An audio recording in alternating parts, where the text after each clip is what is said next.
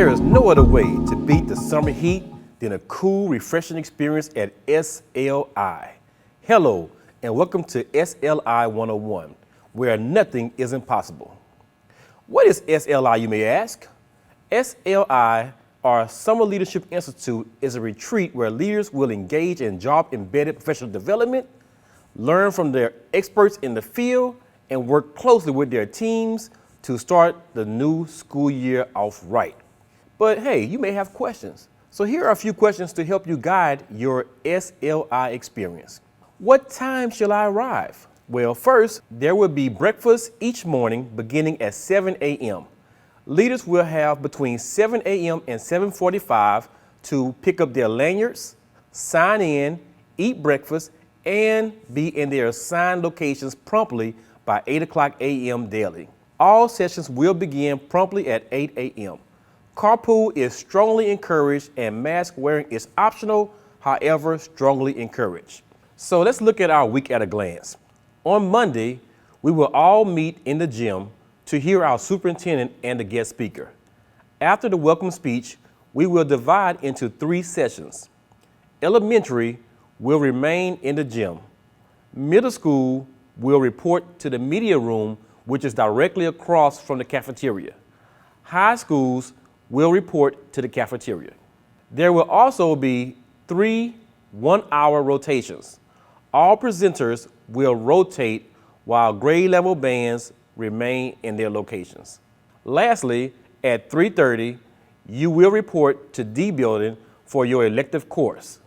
Remember, if you do not have an elective course, there will be a help desk set up to assist you. Due to capacity, please only report to the course you have signed up for.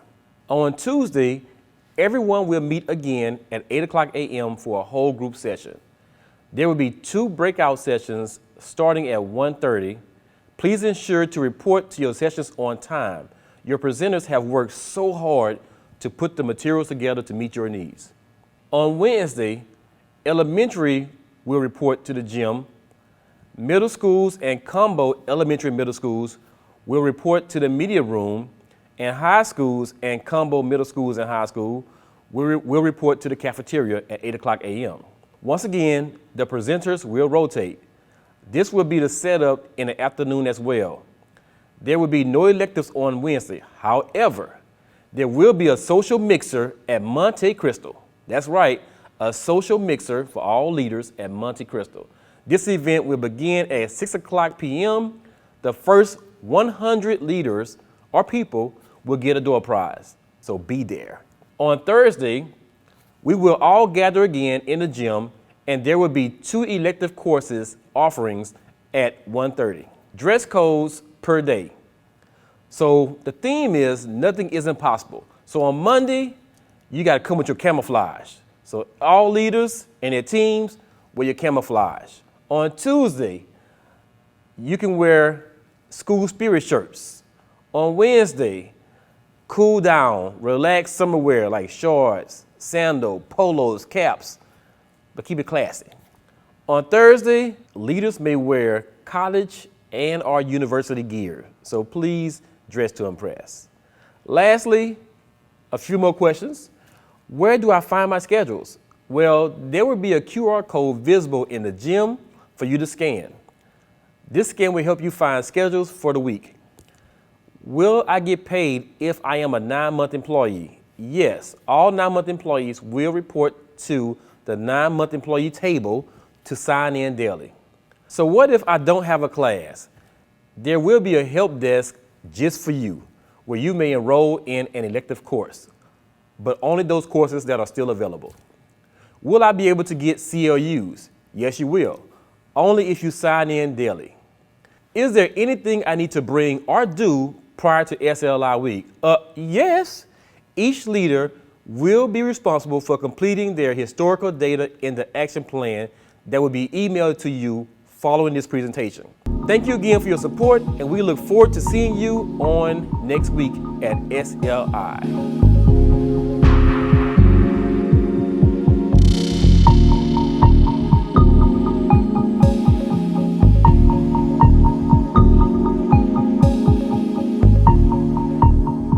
Justin Robicheaux here now to help you understand how to complete the action plan.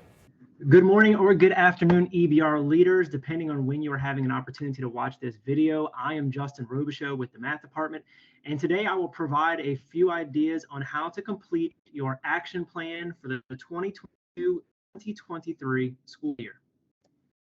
Today, I will help outline the key components of the action plan, where to find the data, and how to complete the document. In doing so, we will review the historical data component, as well as the ambition, affirmation, analyzing data, and wrap it up with our action steps. The QR code on this screen will take you to this presentation, as well as the bit.ly under it, bit.ly/EBR Action Plan Example. Also, since I have this chance to plug our department, please take a minute to visit our math resources page at bit.ly/EBR Math Resources. This website has everything your teachers need to be successful this school year in math, from our lesson plans to anchor charts to bell ringers to pacing calendars and everything in between. So staying in line with our superintendent's theme this year, we wanted to show you how this action plan can be accomplished, and nothing is impossible. So without further ado, let's jump into the action plan. For access to the example I will outline, please click on the picture on this presentation, which is slide 4. And as a reminder, you can get to this presentation once again by going to bit.ly/EBR Action Plan Example. So once we click on the action plan, you'll actually go into that document that we've created that shows you an example of what an action plan could look like at your school site. So once we open it, the first area we will see is the historical data trends for school. For this information, you will need your LEAP achievement level data for each of the past 3 reporting years. And since the LEAP results for 2021-2022 have not been released, it may be a good idea to just start with the previous 2 reporting cycles, 2018-19 and 2020-2021. For this section, you'll also need an SPS calculator and the raw number of students for each achievement level. For your support, I have included an SPS calculator on this example for easy access. So let's go ahead and open that and discuss how we can use this. As you can see, it's going to make you to force a copy. Just go ahead and click on Make Copy. And once you have your school-wide student totals for each achievement level on previous year's LEAP, you will plug those numbers into the assessment index as you have done historically to generate an SPS. As you can see, the form defaults to the K through 8 tab. So if you are in high school, you want to click on the bottom and click on the tab labeled High School. Remember that the SPS calculator generates the assessment index using the following point values. Each advanced score yields 150 points. A mastery score earns 100 points. Basic generates 80 points, and approaching basic and unsatisfactory scores earn 0 points per student. As we said, you will need to complete this for all 4 subjects for the past 3 years. I will use fictitious data for my 2019-2020 assessment index to walk you through the process. And for the purpose of this discussion, let's work with the math section of the achievement level index. So as you can see in the fields below, I will include that my school had 4 students earning advanced, 15 earning mastery, 22 earning basic, 35 earning approaching basic, and 21 scoring unset. Remember that you are doing this for your entire campus and not just one grade level. So you would need to include all testers at each subject. Once I put in that information, you can see that my assessment index for math is a 39.8. This is the number I will use to report in my action plan. We are not entering the proficiency percentage. Instead, we are showing our assessment index for each subject. So now let's go back to the action plan and remind you where to put that data you just figured out. So as you can see right here is where I would put the 39.8. And then I also put in the data for 2020, 2021, and then I put in data for 21, 22, even though as of right now, we do not have that reporting year's data. You can see that I place it in the math trends. There is also an ELA, science, and social studies component to this document that we would need to fill in. As we move on from the historical data, we will move into the ambition component. Here, we will focus on the LDOE goal, create a SMART goal for our school, and define what benchmarks we will use to monitor our progress. In the first box, it's the focus area. Here, we will use our LEAP data to decide what the focus of our school needs to be. Based on the data I had at my disposal, I noticed large deficits among my students in areas that required strong problem solving and reasoning skills. So this will be my focus for the year. Again, each school is different, and your focus could be based on LEAP, ANET, or internal data you have. Just remember to choose a focus that will help you reach your goals, which will be outlined below. The next component is the LADOE target. This is the target set out by our district to grow each campus 3 to 5%. So this target will be different per school. For the purpose of this example, I will use my SBS data from above. If my 2021-2022 SPS data comes back with an assessment index of 51.2, and I would like to see 5% growth for the upcoming school year, then I will multiply 51.2 times 5%, or 0.05. This gives me 2.56, which is my growth that I need to accomplish this upcoming school year. So I'll add that to my 51.2 to generate my growth target of 53.76, which means at the end of the upcoming school year, 2022-2023, our math department would like to see an LADOE SPS assessment index of 53.76. The next component of this plan is the SMART goal. Dr. Perry has linked a SMART goal worksheet here for you to use to help with this section. So let's go ahead and click on that. As we did with the SPS calculator, it'll force a copy. And remember the components of a SMART goal. It must be specific, measurable, attainable, realistic, time-bound, and equitable. So as you go through this worksheet, it'll ask questions about what do you want to accomplish? How can you measure this progress? Do you have the skills required to achieve this goal? Is it aligned to the overall objectives? What is the deadline, and is it realistic? And which students will benefit from this goal? Once you have outlined those questions, you will generate your SMART goal. Once you've generated that SMART goal, you will insert it into the box on the action plan labeled SMART goal. The SMART goal for this example is by May 2022-23, 60% of students will attain proficiency, which we would classify as basic or above, on the math component of the LEAP assessment. Up next, we're going to look at benchmark goals. In this section, you will set forth goals for each quarter of the school year.